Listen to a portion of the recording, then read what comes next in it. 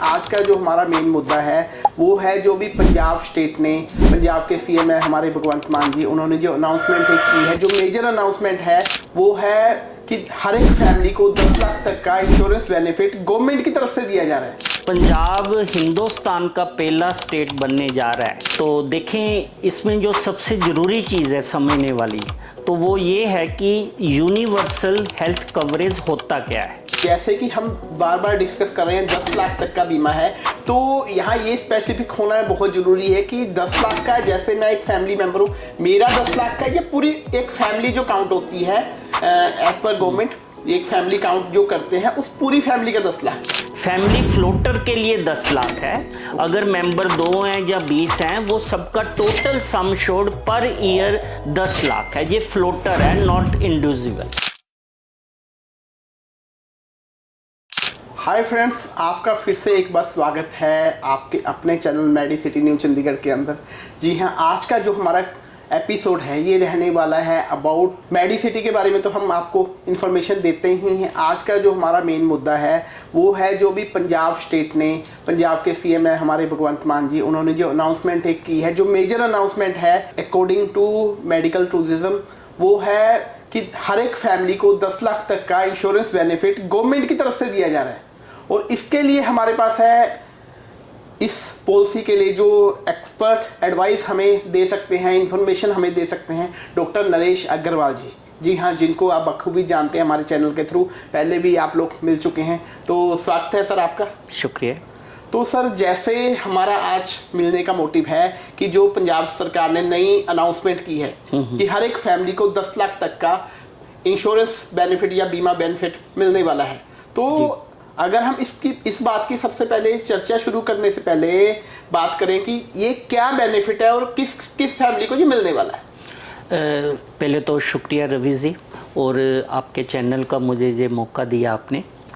तो देखें, इसमें जो सबसे ज़रूरी चीज़ है समझने वाली, तो वो ये है कि यूनिवर्सल हेल्थ कवरेज होता क्या है।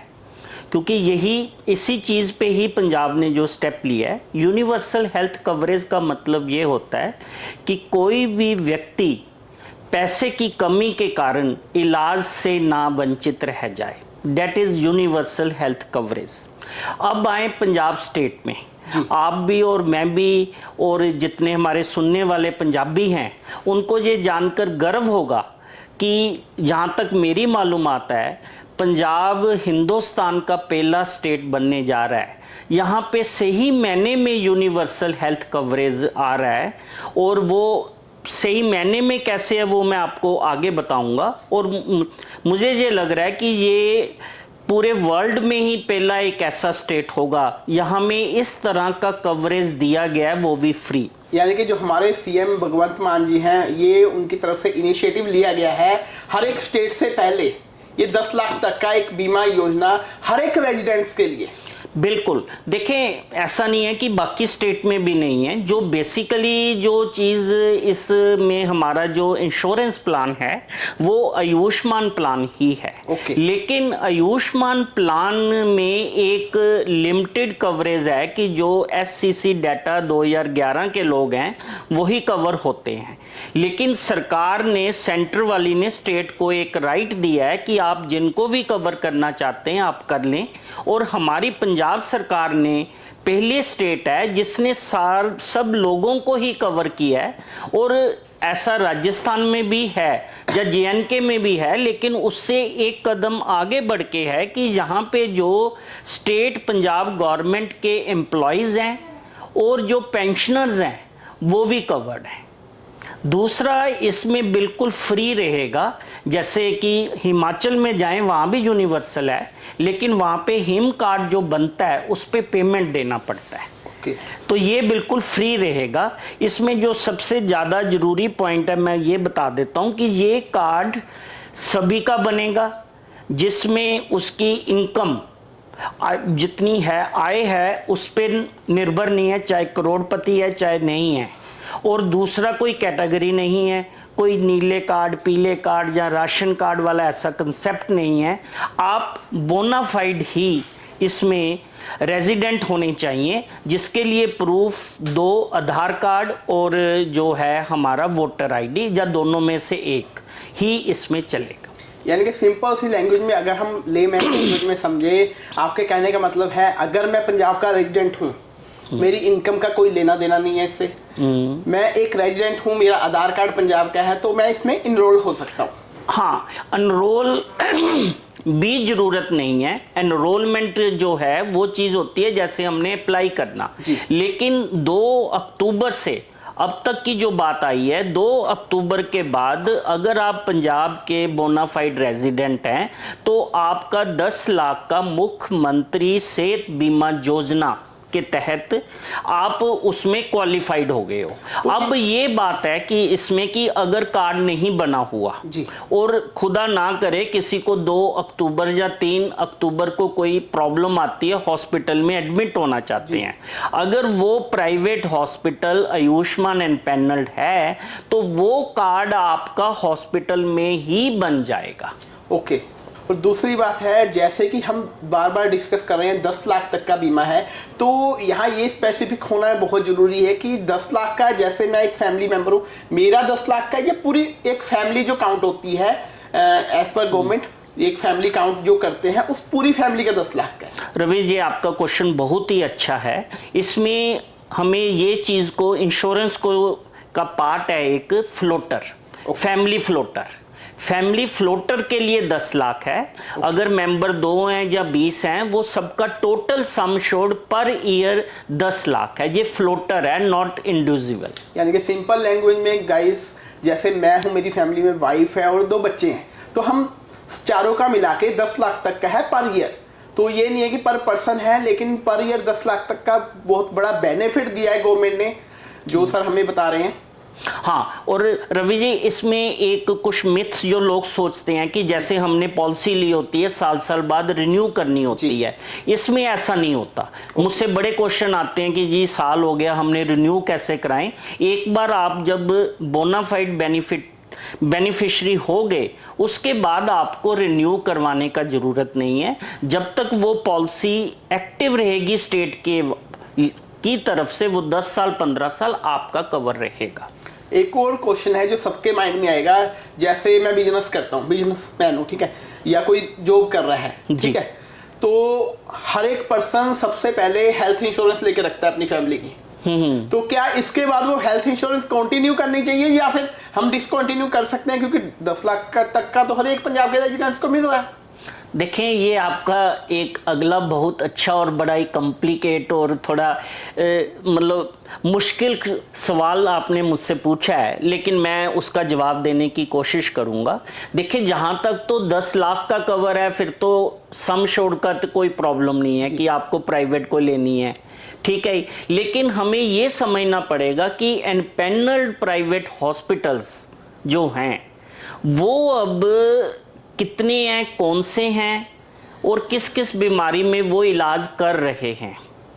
और जैसे कि मैंने भी, मेरे पास स्टार बुपा की पॉलिसी ली हुई है जी, ठीक है, उसमें मेरे को पता है कि बड़े बड़े हॉस्पिटल्स सारे कवर्ड हैं, लेकिन अनफॉर्चुनेटली कुछ कारण हैं जिसका समाधान किया जा रहा है कि बड़े बड़े अच्छे प्राइवेट हॉस्पिटल भी आयुष्मान की एम्पैनलमेंट में आए। इसलिए कोई भी जब ये डिसीजन लेता है कि अब मैं क्या, जब उसकी पॉलिसी 10 लाख का तो बन गया, उसकी पॉलिसी का रिन्यूअल आएगा जब, तो वो एक बात को सबसे पहले देख ले कि आयुष्मान के एम्पैनल्ड हॉस्पिटल्स कौन कौन से हैं, वो एक्टिव कौन कौन से हैं, कहाँ पे इलाज चल रहा है और कौन कौन सी स्पेशलिटी पूरी तरह से कवर है।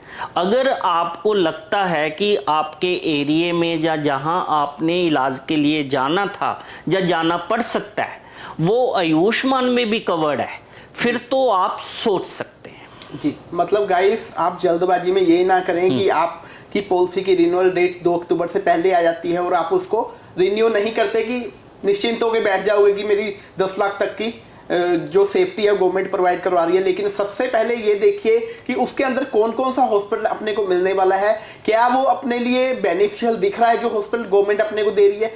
मेरे हिसाब से तो गवर्नमेंट ट्राई करेगी कि मैक्सिमम हॉस्पिटल कवरेज ली जाए, जैसे डॉक्टर साहब ने हमें बताया। लेकिन फिर भी आप अपनी इंश्योरेंस को डेफिनेटली रिन्यू कीजिए। उसके बाद देखेंगे नेक्स्ट ईयर से कैसे है, कौन से हॉस्पिटल इसके अंदर आ रहे हैं या कौन से नहीं आ रहे हैं। दूसरा, मैं एक बात बड़ी जनरल बता देता हूं कि आयुष्मान पॉलिसी में प्राइवेट रूम कवर्ड नहीं होते। ओके, ये सबसे बड़ा फैक्टर है जो हाँ, ये डॉक्टर साहब बहुत ने बड़ा हमें बताया। फैक्टर है कि आप आयुष्मान में चाहे किसी भी बड़े हॉस्पिटल में चले जाएं, आपको वार्ड में ही एडमिट यानी कि होना है। जनरल रूम ही मिलेगा, प्राइवेट रूम आप प्राइवेट रूम नहीं मिलता।